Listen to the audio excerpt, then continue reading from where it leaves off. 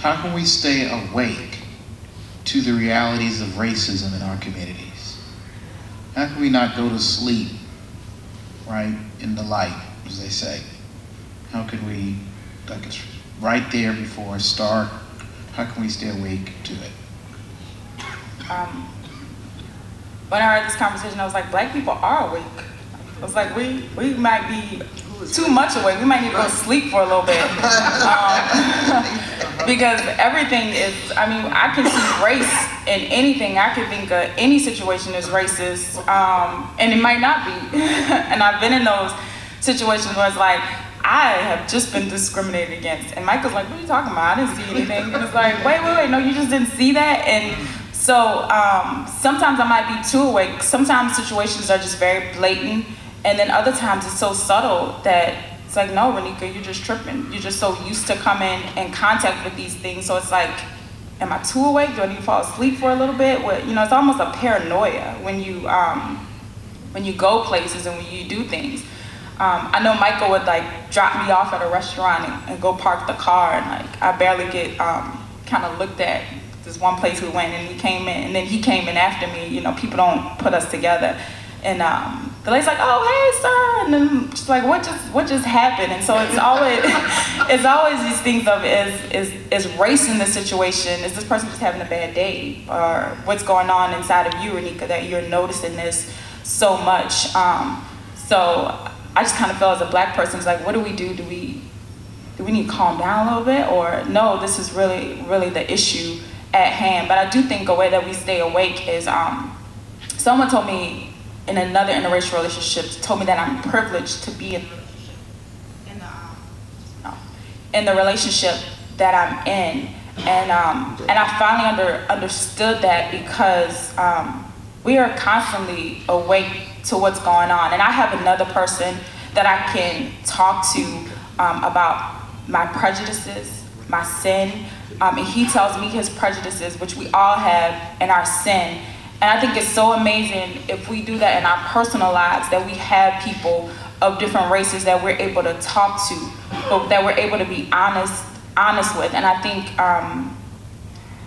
you know, when the Bible talks about confessing your sins to one another and that will bring healing, I've seen that so many times in my marriage where I just have these thoughts about white people, or Micah has these thoughts about Black people, and we confess these things and we're able to talk about them in a safe environment, knowing that neither of us are going anywhere, but these are things that we can talk about and we need to talk about. And I think that's how we stay awake, is that we don't keep those things inside, but that we build these relationships and we have these relationships where we're able to talk to people and be honest with people and allow people to slip up and say stupid stuff and know that you're not gonna go anywhere, because we need to hash that out. We all have these just crazy things that go on inside of us, and we keep that in, but we need to have a safe environment where we can trust each other and know that we love each other in the Lord Jesus, and that there are lots that we can confess and we need to confess, but to know that there will be healing at the end of that. That's good. I had the same reaction that Ranika did to we. Who is we? Because I feel the same way. I'm horribly awake. I'm in a nightmare. I have 2 Black boys. I'm in a nightmare. My son likes to take pictures looking mean and tough, just like Mike Brown did. So if he gets shot and the world sees that picture, what will you think? But you know Harrison Brown. You know him. That's not who he is. He's just taking a tough guy picture. But the world will say, see, he's dangerous. Look at these pictures. He won't smile. He's a thug. He's disturbed. That's my reality. I have to, in the context of Christ Central Church, in the context of the Presbyterian Church in America, which I've been in since 1993, and in the context of where I work and the jobs I've had, I cannot go to race first. I will go crazy. I have to believe the best. I have to be willing to put race, or I'm being racially sinned against, at the bottom of the list. I have to think about other ways that people are responding and treating me a certain way, other than because I'm Black. I think some of us need to go there first. For white folks, I think that question should be very high on your list, instead of I shouldn't have to convince you that what just happened to Ranika or to Charles or to John was because they were Black.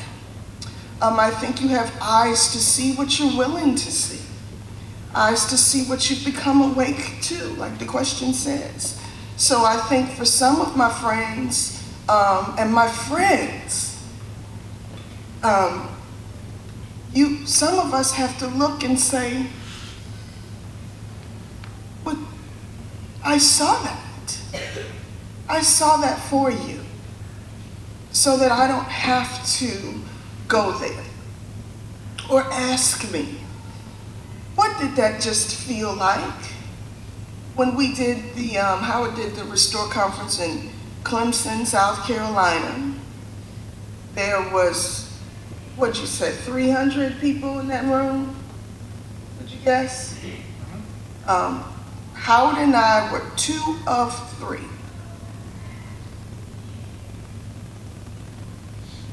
Somebody be curious about what that must feel like. I went to lunch. Howard had to go to a meeting, and I sat down at a table with an older gentleman and his wife, and we're sitting there, and he looks at me and he says, what does it feel like to be here and have nobody Black around? And I thought, I can't believe you just asked me that question. Not in a, oh my God, I can't believe you just asked me that question way, but he saw me. And he saw that, Jack, this must be hard. And I said to him, have you ever been the only white person in a room of several hundred Black folks? And he said, no. I said, yeah. And I had to be honest, it's the South, and this is, I said, I've been here many times. Many times. I've been the only Black person in the room, or one of, a handful. But I was just encouraged that he asked me, and he asked me in a way that said, tell me what that means, as opposed to, why are you here? Howard's had people in our denomination walk up to him and say, how'd you get here? Like, this is curious. That's a different tone. But it was relieving to have this gentleman say to me, I see you, and this must be hard. Tell me what that's like. Be curious. Be curious. I think that the privileged part of being privileged is that you're never in these situations. So you don't even have a framework of what it feels like. And you may work in a job where there are Title I kids, or fill in the blank, but everybody on staff, or 80% of the people you work with, are all white. That's not the same thing. I never have that. I never have that. I'm always a minority. And until I'm with my family, and I've sacrificed, we've all sacrificed to be at a cross-racial church. There are Sundays I long to be in a Black church, because I'm not peculiar at all. I am completely known. There's 50 different Kellys in that room. And whatever I do is not gonna be odd. But I think being curious and listen to me, don't make me feel like I've got to prove it to you. You should be shocked. You should be devastated, hurt with me, be offended with me, cry with me, be scared for my son with me. That's how you stay awake. And when you see other Black children and other Black folks in other places, go with that. Remember that. And you don't always have to go up to every Black person saying, how does it feel to be Black? But, you know, I think it changes how you view people, and I think the Spirit of God works inside His people in ways that we can't, He's doing it, and that changes how people respond to you, and suddenly I feel seen, I feel heard, and I've moved closer to feeling safe. And that's how you stay awake. I don't have much to add to that. I think you used a word in your response, Kellie, that's a dirty word now a lot of times in our discussions as it pertains to race, but it's the word privilege. And it's a privilege to be able to fall asleep. As you've heard from Ranika and Kellie and any other minority in this country, we don't have that privilege to fall asleep. We have that, like you mentioned, Ranika, that Black paranoia, which is, it's nerve-wracking. And so I think that would be the first recommendation, would just to feel yourself when you are falling asleep. Those of you all that have the privilege not to have to constantly think about race, that you can stop thinking about race when the TV cuts off. But every time I look in the mirror, every time I sit in a room, in most of the rooms that I will sit in, and I do sit in, that's not a privilege that we necessarily have. And so the best context, the right context, the gospel context to stay awake is in community. That's why at the end of the day, I'm tremendously thankful that I'm in a community where we can have discussions like this. And I look around and it doesn't seem strange to be talking about race with the people that I'm looking at. Probably because I've had race discussions with most of you since you've been here. So that's tremendously encouraging. And I think that Christ Central, in a lot of ways, we're up here talking to the, what do they say, preaching to the choir, right? I think many of you are awake. I think some of you all were awakened at moments in your life, and that's already forced you to make some drastic life changes.